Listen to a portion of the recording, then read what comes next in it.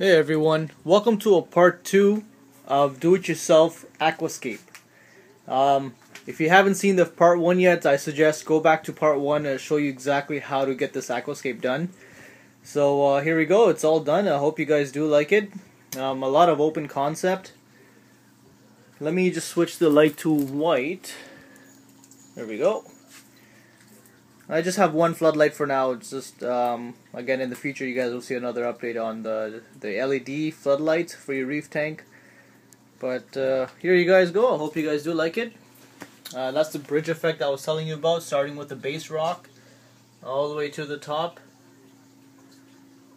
and to the bottom. So a lot of nooks and crannies, a lot of caves and overhangs that the fish can go in and out, hide for shrimps and fishes and everything.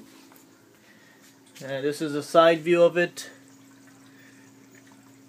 So as you can see, there's a couple of things I wanted to talk to you about regarding fish tanks and do-it-yourself aquascaping.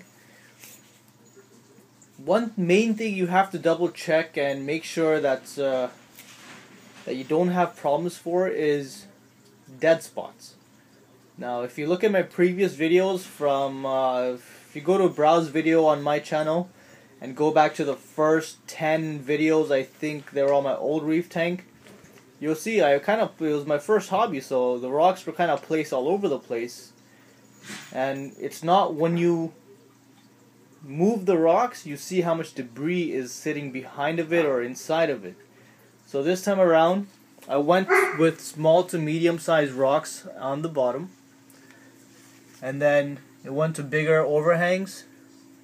So there's pretty much very little base rock that you see that I'm starting out with.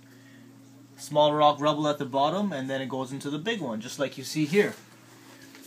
And over here to the side there was a huge rock. A very nice piece that I like. Again, two small pieces holding the pillar up. So there's ultimately very little to almost no dead spots that are going to happen in my system here.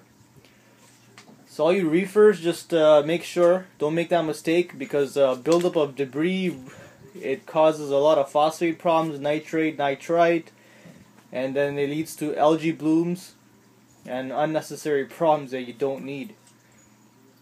So this is the dry rock that I was telling you guys about. If you can see, there are lots of rugged places which I can peg corals into.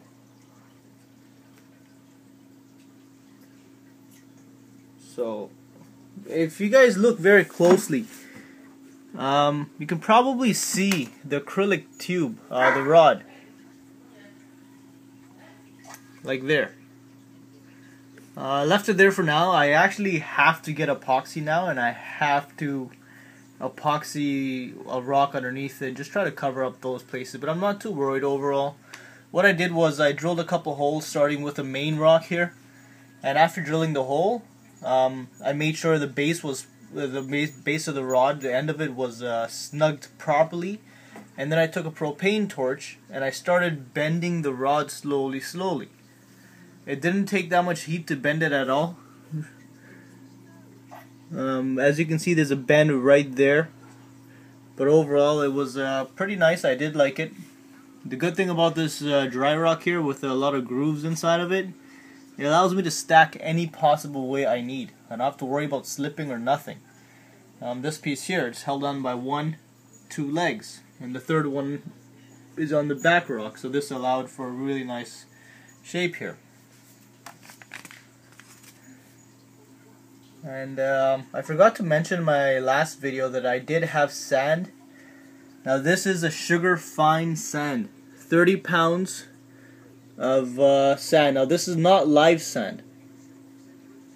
In live sand they didn't have much options, and I got a really good deal on this, so I stuck with the sugar fine sand. And for the sump at the bottom, I had my old sand from my previous tank that was sitting in a bucket for about 2 months, and what tended to happen was that because the sand was alive and there was a lot of I guess little critters and just a whole assortment of life inside the sand that it actually rotted inside the bucket. So when I opened that bucket, it smelled like rotten eggs. It's not something that's pleasant at all. I did not want to touch it. I actually wanted to shoot everything out. After doing a little bit of research online, a few people said you can actually use some of that rock to... Sorry, that's just my dog. You can use some of the sand to cycle the tank. I did not want to take that chance. What I did was I rinsed the sand out for a good 5-10 minutes in hot water and then cold water. So after rinsing it out, I placed some of that down below in my sump. So in my sump, what you see here is all the old sand of my other tank. As you can see, I have been feeding it with live rock. So I have a live rock there. There are a couple coralline algae growing on it already. So this would help kickstart the system.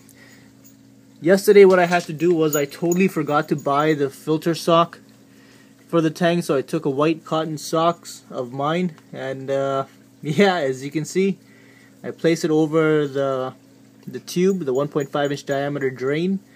And it's been working wonders. I'm debating whether I should even buy the microfiber sock or not, but I think that should do the job for now. So yeah, here you guys go. Like, everything is done. I hope you guys do like it. If you guys have any recommendations, please let me know. As for stacking, once again, you can stack any way possible, but again, try to keep big flat rocks off the sand as possible.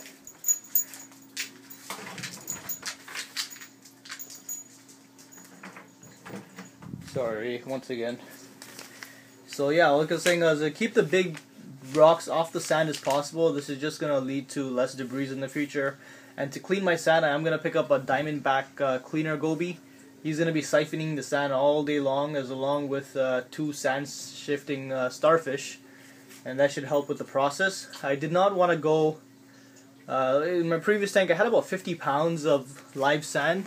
This time, you know what? I want to keep it very minimal. I don't want too much debris sticking on the inside of the sand. I don't want the sand as a big bacteria filter, because then when you use certain spots, you know what? A lot of people cannot get to, like in between or maybe behind the system.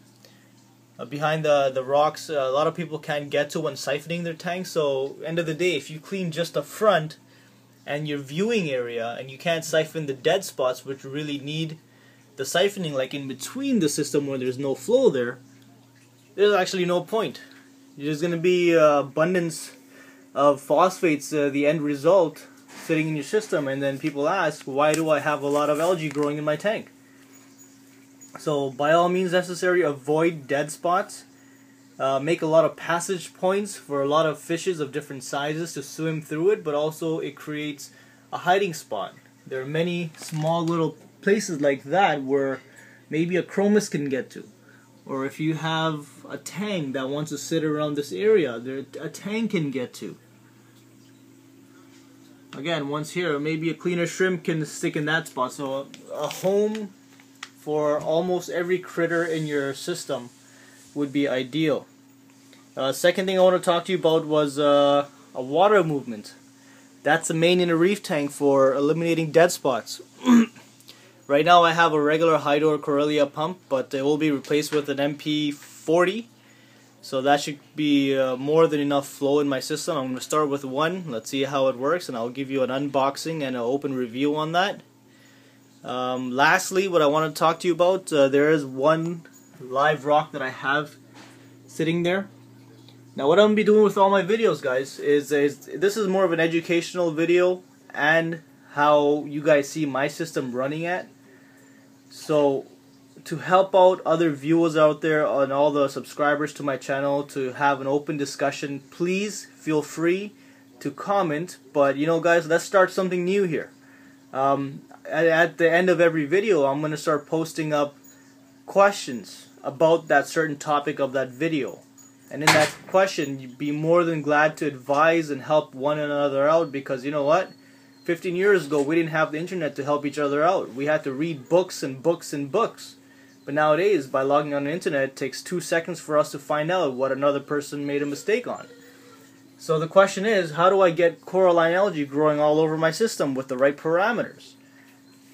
What I'm going to be doing is I'm going to be taking this rock, and every second day I'm going to take a wire brush while my system is turned off. I'm going to take a wire brush and scrape it over the tank. Make sure the little tiny little coralline pieces fall into the rock, and I'll be taking a blade and chipping certain pieces and placing them on certain spots of the rock. That's just my idea, but you know what, guys? What do you guys do to increase the rate of coralline algae growing in your system?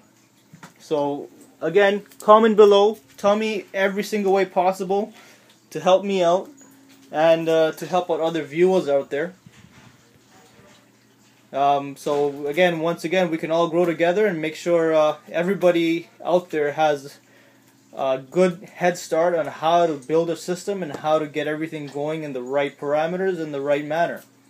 So again, this is not a selfish thing. This is, you know what, let's grow all together. So how to get coralline algae to grow fastest and soon as possible. Alright guys, please feel free to subscribe. There'll be many more videos coming out. I will continue making videos on my system months to years from now. So thank you very much once again. Subscribe and comment below.